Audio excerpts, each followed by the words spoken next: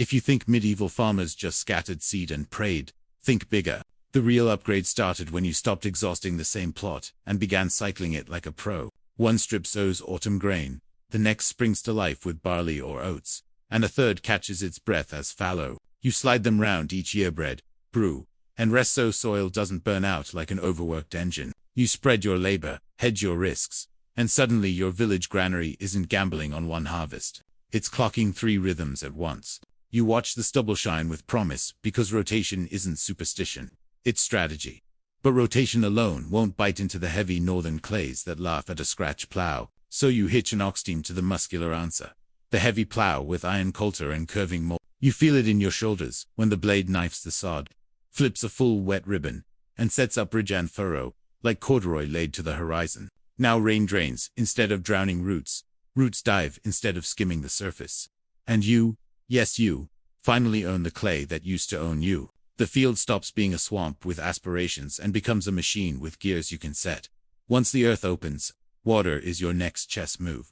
You cut leats from the brook and let a mill race wink beneath a timber bridge. You feather a sluice, so a shimmer of flow threads down furrows exactly when seedlings thirst. When the stream fattens after rain, you step back, not a flood, a feed.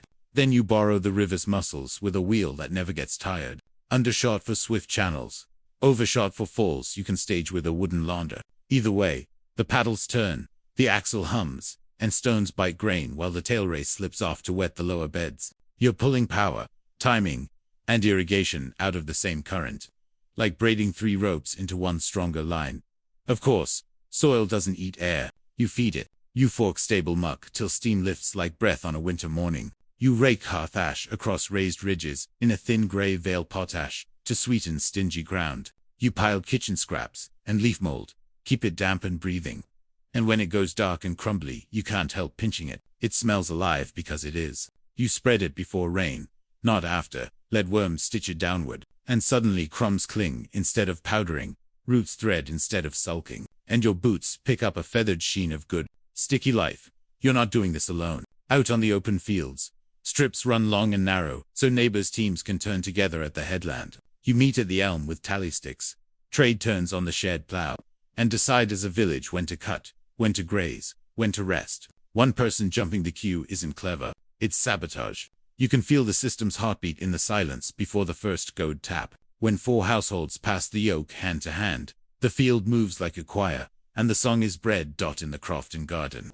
You're not planting soldiers in lonely rows, you're drafting alliances. Broad beans climb ash poles beside onions so their scents cross and confuse pests. Cabbages sit within a ring of sage and rue like a guarded hearth. Flax edges a bed and hums with bees that will visit your orchard after they finish here. You tuck quick herbs under slow brassicas, sliding harvest windows so no square of soil loaves. Every leaf throws a shadow that helps another leaf keep cool. Every root speaks to other roots in the dark.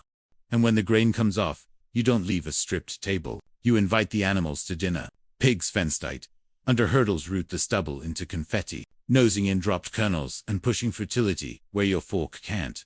Sheep fold on fallow at night, stitching manure into the surface every hour they breathe. Cattle tread compost into pathways of black lace.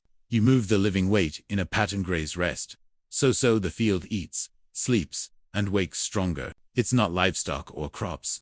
It's one rotation with hooves. You still keep one eye on the sky. A halo round the moon whispers of wet to come. A wind that smells of the sea can hurry sowing, or delay it. You count saints' days because they pin seasons to memory. This is when swallows turn. That is when the frost usually bites. The parish bell is your calendar, as much as the wax tablet you notch by lantern. You learn your weather not as panic, but as pattern. And you ride it like a disciplined tide. Seed is your future self writing you a letter. In the cloister garden, a monk dries heads on mesh screens, thumbs kernels into clay jars, and writes neat labels in a steady hand. He knows which rye stands tall in wind, and which barley shrugs off a cold spring, because he's kept notes. Longer than any one farmer's lifetime. You trade with the monastery, because its memory is deeper than gossip. You winnow, at dusk, when the breeze lifts chaff cleanly. You keep only the heaviest grain, that thuds when it hits the tray. And you set aside your best for sowing, even when your belly argues. That's how you talk to next year. Everything that wants your bread, wants your field first. So you make the field a moving target. You let the hedgerow bloom so lacewings and ladybirds patrol your beans for free. You clap boards and swing slings when starlings cloud the peas, yes. But you also give them a sacrificial strip of flax to fuss over across the path. You stagger sowing so a pest that hatches hungry doesn't find a banquet all at once. You walk at dawn to brush egg clusters from leaves. You burn diseased stalks before the dew dries. And you keep the rotation strict so pests never sleep in the same bed twice. Birds, timing, trap crops, allies with wings, and a steady turn of strips one discipline. Many moves. By now you feel how the pieces lock. Rotation spares the soil so the plow's effort isn't wasted. The plow's ridges carry water where you mean it to go. And the mill you fed with that water pays you back in flour and irrigates the lower meadow on its way out. Compost and ash give those ridges body so they hold shape when the weather turns cranky. The open fields make all of this possible because cooperation stretches one team into four. Companion planting thickens your odds in the garden while the flocks carry fertility from common to croft and home again. The sky writes you riddles you finally know how to read. The monastery keeps your best seeds honest and your memory long. And when the pests come knocking, as they always do, you don't shout. You adjust the rhythm and make them miss the beat. That's the joke history. Forgot to tell you, the medieval revolution wasn't a single invention. It was a kit you assemble in a strict order until the whole farm hums. You don't worship luck. You schedule it. You don't hope for bounty. You design for it. And when you walk the headland at sunset, the field doesn't look tired. It looks loaded, reset, and ready to do it again because you taught it how. You start the year by splitting the land into 3 voices and letting them sing in turn. Winter wheat anchors one block. Spring grain sparks the next. And the third lies quiet under stubble and grazing hooves. Then you spin the wheel. Breadfield becomes restfield. Restfield becomes breathfield. So hunger never has a single target and the soil never forgets how to breathe. Clay won't yield to charm, so you answer with iron. The heavy plow bites. The coulter scores a clean seam. The moldboard rolls a shining slab that stands like a wave frozen mid-break. Ridge and furrow march away in even ribs, guiding rain to runnels, lifting roots above the cold wet, and giving your team a rhythm they can lean into all day. Water is the patient partner. You draw a lead from the stream, slide a gate a finger's width, and watch a silver thread find thirsty furrows without drowning them. Down by the bend, a timbered launder tips a bright sheet onto an overshot wheel. Paddles thump, the axle whispers. Millstones murmur grain into flour, while the tail race glides off to green. The meadow you mean to cut in June. Soil has an appetite, and you indulge it. Steam lifts from the midden, when your fork turns it sweet, warm, and earthy as fresh bread. You dust ash across the ridges, like morning frost. Fork in half-rotted straw and kitchen peelings, until the ground holds together in moist crumbs. After rain, your bootprints keep shape. After sun, your beds don't crust. That's fertility you can feel in your palms. No one farms a continent of strips alone. Out on the open field, headlands are meeting places, and schedules are vows. You trade oxen when a yoke soars. You time plowing by the shared bell, and you cut together so gleaners know when to follow. The common mind is a tool, as sharp as the coulter kept bright by use, nicked by selfishness, tempered again by harvest. In the croft you marshal allies, leaf by leaf. Tall beans climb their poles, throwing shade for lettuces tucked close. Onions and leeks flank them, their sharp scent a little fog that confuses mandibles and beaks. Marigold rings the cabbages like a watch. Time creeps between stones, humming with bees that will find your pear blossoms next week. It looks pretty. It works harder. When the grain falls, the animals enter like a second harvest. Pigs nose under hurdles and plow with snouts where iron can't reach, turning kernels and dung into dark lace. Sheep fold tight on fallow, their night work stitching nitrogen into tomorrow's furrows. Cattle tread muck into paths that will be beds by spring. You don't waste a hoofstep. You root it like water. The sky still sets the tempo. A halo around the moon says keep the seed dry. Rags of mare's tails mean wind and a quick thresh. Frost that bites twice before All Saints tells you to hold the plow a week. South wind smelling of thaw says roll the harrow now. You learn to read the light on a puddle as keenly as letters on a page, and both keep you on time. Seed is your promise in a jar. In the cloister, a monk rubs barley from heads over a woven tray, notes the heft that sinks instead of scudding away on the breeze. He inks a neat line-field year. Traitan slides the best into cool stone. You barter stories as much as grain. This rye stood through last year's gale. This oat shrugged a cold sowing. Memory becomes yield.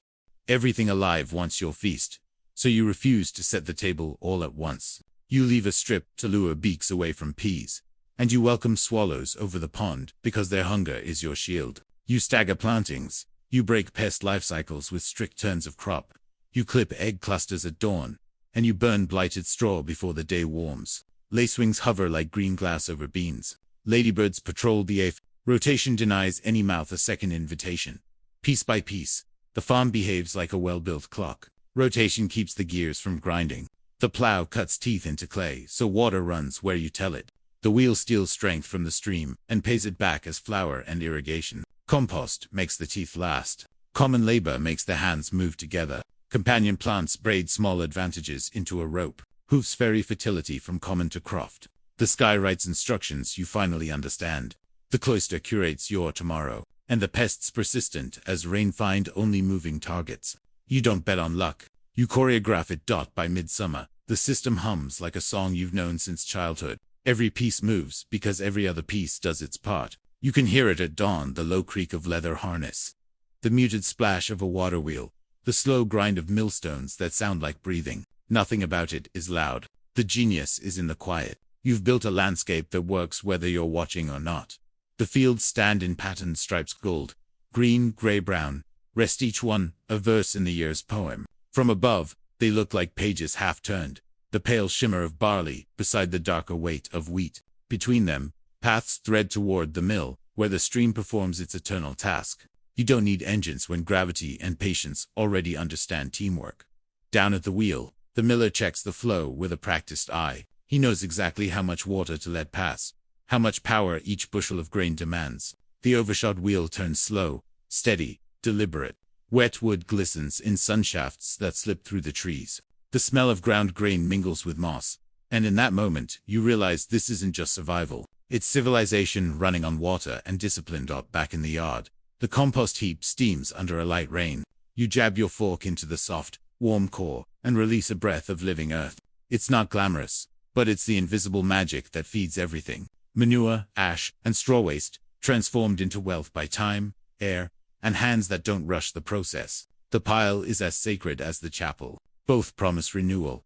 When you join your neighbors on the open field, the line of men and women walking behind the oxen looks almost ceremonial. No one shouts, no one lags. The rhythm of the plow dictates the rhythm of the heart. Children run ahead, gathering stones. Old women patch the harness with cord, and laughter carries over the wind. Cooperation isn't a policy, it's the air you breathe. In the garden, color and scent spill together. Beans spiral skyward beside the leeks. Sage, thyme, and marjoram knit the edges into a perfumed border. Bees float between blossoms like punctuation marks, and butterflies flash through shafts of sunlight. It's a small jungle of purpose, every stem working to confuse pests, draw pollinators, and stretch the season by a few generous weeks. Even the animals seem to know their place in the grand choreography. Chickens scratch the compost heap, spreading it thin. Pigs grunt in the fallow, turning the earth as effectively as any spade. The cattle chew in contented rhythm, while their hooves press fertility deeper into the soil. You catch yourself smiling. This is labor disguised as harmony. At dusk, you pause beside a shallow pool, where the sky reflects itself in liquid silver. The air smells of hay and wood smoke. You study the clouds for their secret messages, the sweep of a mare's tail, the copper tint on the horizon, the ring around the moon that hints at tomorrow's rain. The weather speaks, and you've learned to listen without superstition, to act, not pray. Inside the monastery granary, the abbot records another year's seed notes. The walls smell faintly of parchment, dust, and oil lamps. Rows of clay jars line the shelves, each labeled with neat Latin: barley, rye, bisafa. A young monk grins as he tests the weight of kernels in his palm. Dense, dry, perfect. Generations will plant what he saves tonight. Then there's the battle no sword can win, the quiet war against pests. You walk the rows at dawn, watching the sunlight burn dew from leaves. A sparrow dives through the beans, chasing moths. Ladybirds shine like drops of coral among the stems. You crush a few eggs under your thumb, brush aside webs, and move on. The system defends itself, because you designed it to. By late summer, everything ripens in waves. Wheat bows golden, beans rattle in their pods, flax shivers pale blue in the morning wind. You feel the land's breath, slow, deep, satisfied. You've reached that fragile balance where effort becomes grace. The medieval miracle wasn't iron, or fire, or faith alone. It was the understanding that balance is stronger than force. When the first chill wind sweeps across the fields, you look out over your world striped, ordered, alive. The plows rest under their sheds. The water wheel still turns, grinding the last of the season's grain. Smoke rises straight from chimneys into a calm sky. You nod once, feeling that ancient truth settle into your bones. The land gives exactly what you give, it patience, care, rhythm, and respect. Autumn slides in quietly, like a craftsman checking his work before dusk. The air thins, the light sharpens, and every sound the caw of a crow. The creak of a gate seemed to hang longer in the chill. You walk the headlands one last time, boots thudding over ridged furrows, damp with fog. The cycle is closing, but the work never truly ends. It just changes shape. You can feel it under your soles, the land resting, thinking, storing. At the mill.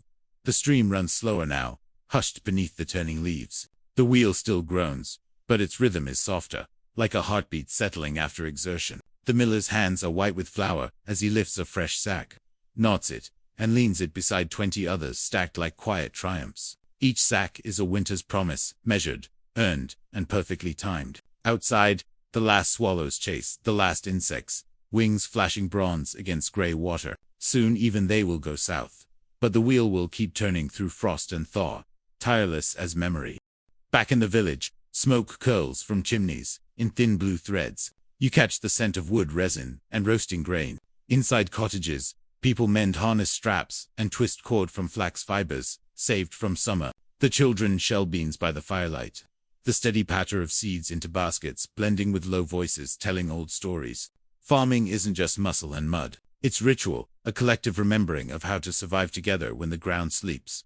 You visit the compost heap again, now thick with straw, and the year's remains spent stalks, spoiled fruit, peelings blackened by rain. It looked like decay, but you know better. Under that steaming crust, invisible cities of heat and movement work in silence. Worms, beetles, microbes all, the unseen allies breaking waste into food for next year's soil. You turn the pile, the heat rises, and the smell hits rich damp, like bread still baking. Life in disguise.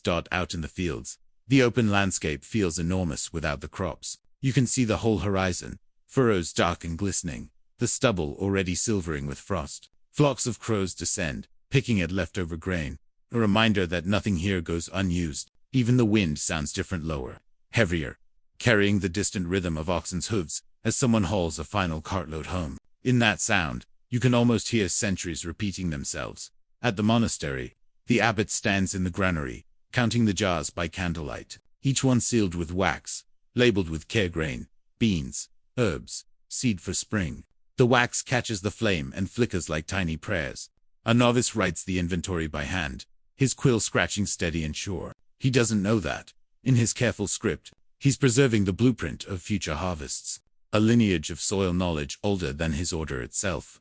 When the rains begin, the roads dissolve into rivers of mud, and the fields turn slick and cold. Yet even then, you find comfort in the rhythm. Water seeps into the furrows, softening the clay. It's not destruction, it's renewal. Beneath the surface, last season's roots decay into nourishment. The plow's scars will heal, and when the frost lifts, the worms will rise and rewrite the soil from within. Nature is the best scribe, you know. At night, the sky clears, sharp and infinite. You step outside, breath ghosting before you, and look up. Orion climbs above the thatched roofs, the same stars your ancestors once used to time their sowing. You think about how they must have stood here, 2 hands raw, backs aching, eyes fixed on the heavens reading the same cold brilliance, and hearing the same wind rattle through the bare trees. Nothing changes except the hands that hold the plow. Inside, the fire snaps. A mug of ale warms your fingers. You glanced at the tools hanging near the hearth, the plow iron, the wooden flail, the worn leather gloves. Each one has earned its rest. Tomorrow, you'll oil the metal, hang the harness, sweep the floor. You'll mark the first frost in a small ledger that's more feeling than record, because the real calendar lives under your skin. The one that tells you when the earth is ready to wake again. As the embers settle and the night hums low, you understand the quiet genius of the medieval world. It wasn't just about invention. It was about attention. Every season a teacher, every tool a student, every farmer part of a conversation that began long before you and will continue long after. You don't need miracles here. The miracle is already built into the rhythm. The water wheel still turning, the compost still steaming, the stars still writing their instructions across the dark. Winter tightens its grip slowly, like a hand closing around the world. The fields vanish under a gauze of frost. The plowshares hang silent on their pegs. And the only movement left is smoke curling from thatch and breath steaming from mouths. Yet even now, nothing is idle. Beneath the frozen skin of the earth, life whispers and rearranges itself. Seeds dream in their jars. Soil settles. And you, farmer, watcher, custodian, take your turn at stillness. Inside the barns, straw rustles under the slow shifting of animals. The oxen chew rhythmically, steam puffing from their nostrils in the cold air. Chickens doze, their feathers rising and falling in time with the creak of the rafters. The whole place smells of hay, warmth, and quiet determination. You move slowly through it all, checking ropes, mending tack, patching wooden handles with careful hands. The year's violence of growth has passed. Now comes the gentler work of keeping Dot out in the yard. Snow traces every line of what you've built, the ruts of the cart path, the ridges of the fields, the grooves where water once ran to the mill. You can see the design of the year written plainly in white. The mill wheel stands locked in ice, a great wooden sculpture of motion paused. But even here, in silence, you know it's waiting. When thaw comes, it will wake with a groan and a rush. As certain as dawn. Evenings stretch long in winter, but they aren't empty. Families gather around the fire, the flames painting gold over the worn wood of the table. There are stories told and retold of droughts survived, of harvests lost and found again, of the miracle of one good seed. Children trace their fingers over the rough grain of the floorboards, listening, learning without realizing it. Knowledge doesn't live in books alone. It hums in these rooms, passed between breaths and laughter at the monastery. The scribes work late into the dark, copying field reports and weather signs into careful Latin. The ink glows faintly red under lamplight, and every stroke of the quill feels like an act of devotion. Outside, wind beats the shutters, but inside, the pages multiply the memory of land preserved in script. Those manuscripts will guide sowings long after the hands that write them have turned to dust. The monks don't think of it as power. They think of it as stewardship. Winter is when the farmer turns philosopher. You stand at the edge of a sleeping field, cloak drawn tight, and let the snow fall onto your palms. The silence is deep enough to hear your own pulse. You think of the oxen, the wheel, the compost heap, the plowall, the humble miracles that fit together like clockwork gears. Civilization isn't built in marble courts. It's built here, in mud and breath, in knowing when to rest and when to wake the earth again. By late February, the sun begins to climb higher, softening the edges of frost. The first rivulets snake down the ruts, toward the mill race, tinkling like laughter. You pull the tarpaulin off the plow, run your thumb along the blade, and feel a thrill of readiness. Soon, the same ritual will begin again. The bells, the oxen, the turning soil, the smell of damp clay rising like incense. You realize that this isn't routine. It's worship, performed with tools instead of hymns. The thaw spreads like a secret. Water seeps back into the furrows. Worms rise from their hidden tunnels. And the first shoots poke through blackened stratony green notes in the long song of the seasons. The farm stretches, yawns, and begins again. You walk its edges and nod. A silent agreement between two old partners. The land has rested. You have to. Now both are ready. And as dawn breaks on the first plowing day of spring, the world feels ancient and new all at once. The oxen bow their heads. The yokes settle, and you take your place behind the handles. Steam rises from the earth in ghostly ribbons, catching the light like spirits ascending. Each furrow curls open in slow rhythm, dark and perfect, ready to cradle seed. The wheel will turn again, the fields will fill, and the quiet knowledge of centuries will continue steady, patient, eternal.